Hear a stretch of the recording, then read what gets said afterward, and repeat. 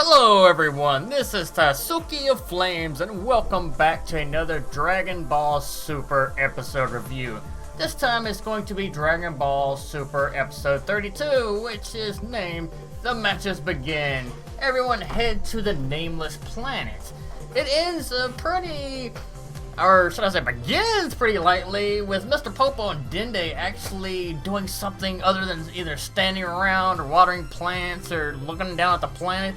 They're actually playing tennis, which I actually think is pretty cool, showing them actually doing something different, showing them having some leisure time to them, not always working or looking like they're doing nothing. I really don't know, they're looking over the planet, but it looks like they're just standing there, so I thought it was a really good way to start things out. And we also get to see Goku and Vegeta training in the actual time chamber, going at it both in their base forms, but going pretty strong at each other. At this point in time, we have Goku that starts talking to Vegeta once they've done calmed down, talking about Monaka, and he's very interested in Monaka because obviously he's supposed to be really strong, and he's talking about how strong he is and that he's wondering about facing off and how strong he might be, while Vegeta is more focused on other things and says that Goku should focus on the other team. That Monaka is on their team, there's no reason to worry about fighting him or how strong he is. Because Vegeta says that Monaka is supposed to be the team's trump card, so there's no way he's not strong. And of course, Goku says that makes sense. And he also replies and retorts that Vegeta is smart, but Vegeta just says, well, yep, compared to you, of course I'm smart. In a sense of saying, because Goku isn't known for being overly smart, to say the least. He's not stupid, but he's far from a genius, as we just say, throughout the series. He makes some bad decisions and some very selfish ones. After that, it's brought up that it's said that Saiyans in general, they're supposed to stay young until they're around 80, while Vegeta says that happens mostly physically anyway.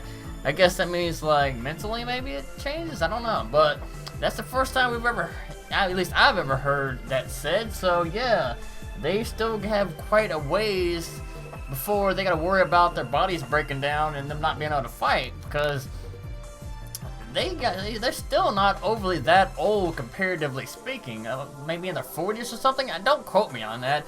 I didn't look it up and go, hey, it's this age. It's just, I know they don't gotta worry about anything anytime soon. All things considered, after that point, we got Whis that's shown actually gathering all the humans together that are going to go to the tournament. We got, Bulma and Trunks and Goten, as well as Android 18, and so on and so forth. He's going to be transforming in a cube, the cube being a big cube-like sphere that they can go in and out of. They can transport them anywhere they want to go, and he also said it would take about 3 hours to get there to the Nameless planet.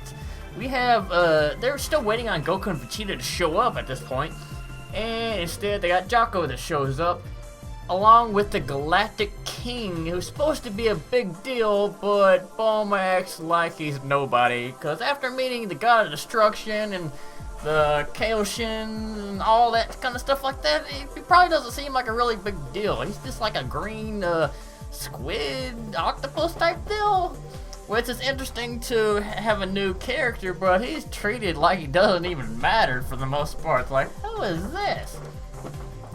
Finally, Goku and Vegeta actually show up, and the big joke of it, and it was all, when this episode first came out, this thing was everywhere, and also I'm using it as my picture for my episode as you're actually watching. You can see it constantly, so you already know. They show up with beards, and this is the first time we've seen them with beards. We saw Vegeta with a mustache in Dragon Ball GT, but we never saw it in the series whatsoever. It's more of a gag from what I heard. Comparatively to anything else, you shouldn't overthink it, but it is a neat shot to see and interesting all the same. But the problem is, Bulma thinks they smell like crap pretty much, because they've been training and apparently they have not been bathing as much as they're supposed to, or at least not before they came up here. So Or maybe they don't have extra clothes, so you know it's not gonna last them training for 3 years in the room of the spirit of time, hyperbolic time chamber, whichever one, take your pick. They have to go and shower and they shave and they get all fresh and everything before heading back out. They join the rest of their team in the cube. While they're actually going to the Nameless planet, Boo ends up ripping one in that little bitty cube, and people are not too appreciative of that at all. They are in a very confined space and they gotta deal with Boo freaking ripping ones all over the place. That would be nasty. Once they actually get there, they finally see Monaca for the first time, which Vegeta remarks that he does not look all that strong or impressive. But Goku is quick to point out, isn't that always the case? You got Frieza, you have Vegeta himself, people that seem like they're not very strong, but they can surprise you. Small people does not mean, or a lot intimidating, does not mean they can't transform, or does not mean just they're not strong in general.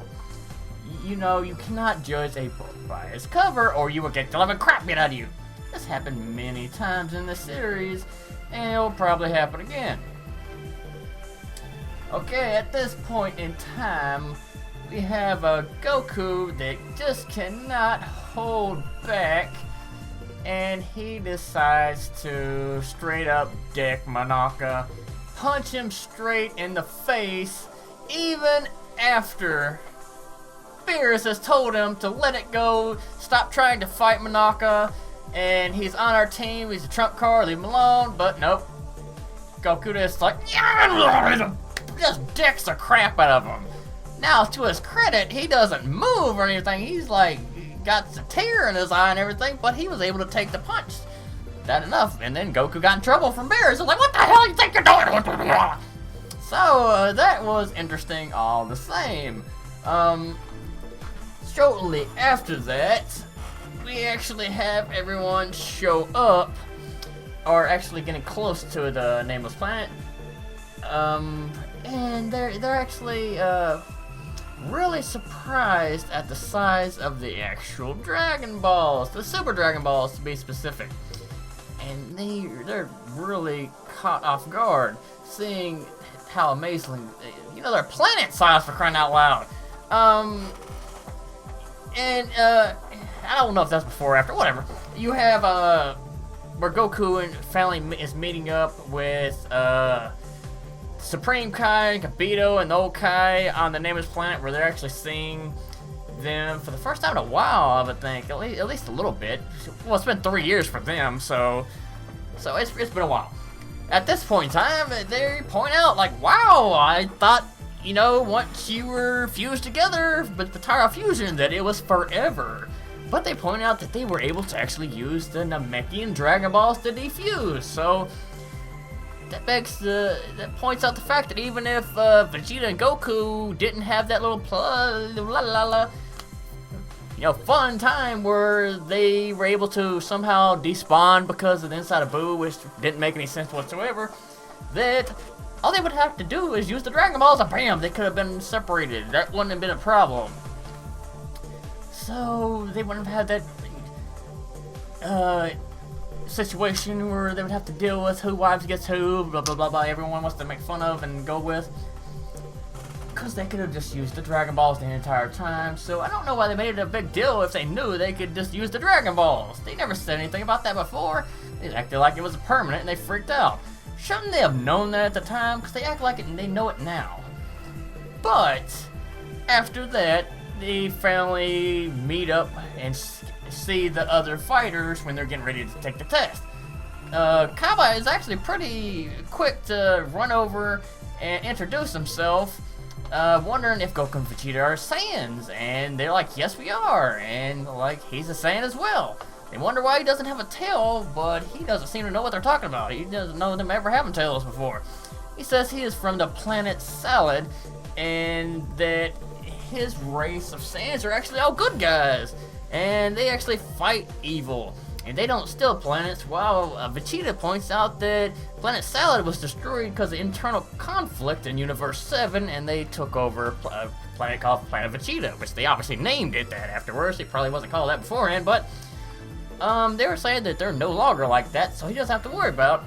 But in the future, he would like to visit Planet Salad, which I would like to see as well. I'd like to see Goku and Vegeta both visit and see a lot of other Saiyans and female Saiyans, for crying out loud. That'd be very interesting to see. They also notice Frost, and obviously they point out, like, it's Frieza! No, he looks like Frieza. And they have that whole introduction before taking the test. We actually have a lot of trouble during the test, at least Goku does. He can't make heads or tails of everything, but during the whole test, the only one that actually ends up failing is Majin Buu, because he straight up falls asleep, so he is disqualified and he is out of the tournament. Eliminated via sleep, who will probably be knocked out for quite some time. So, right off the bat, Universe 7 is down one person. And that is not good. At that point, it's going to be 4 against 5, and the first ones to go up and fight will be Botamo versus Goku. And in the preview for the next episode, they actually showed them beginning to fight, and also they showed that Goku will actually go Super Saiyan 1, because up to this point, obviously, he's in his base form. So, I'm really looking forward to that in the next episode. This one wasn't a whole lot of action. It was mostly just showing the build-up towards the tournament, introducing the fighters from Universe 6, and just some interesting dialogue and back and forth and lore building. I look forward to seeing what happens next week. And if you guys like this episode, this review, be sure to leave a like. If you want to see more content like this, be sure to subscribe. And as always, I will see you in the next one. See ya!